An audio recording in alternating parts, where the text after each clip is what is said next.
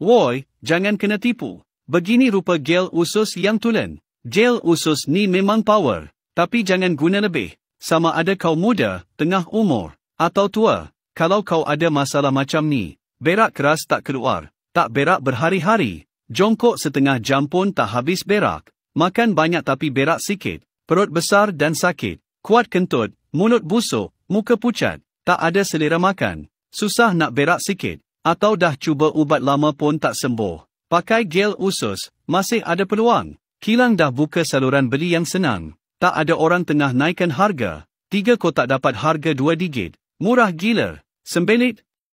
Pakai gel ni, susah nak berak. Pakai gel ni, najis tersangkut dalam usus. Pakai gel ni, perut kembung, perut keras, perut tengah buncit. Pakai gel ni, sakit perut, mulut pahit.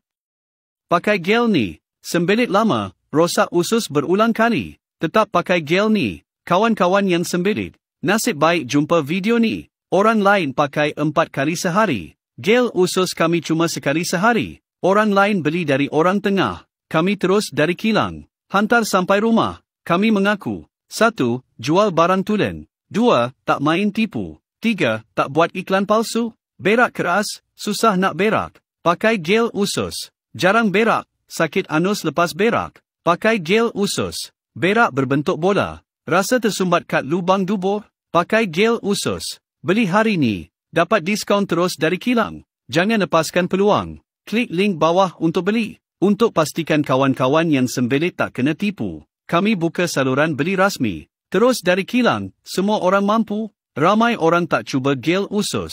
Lepaskan peluang sembuhkan sembelit. Jangan tangguh lagi. Sehari sekali, boleh settle kat rumah. Sama ada kau jarang berak atau berak tak habis. Klik link bawah video untuk maklumat lanjut. Bawa balik kesihatan.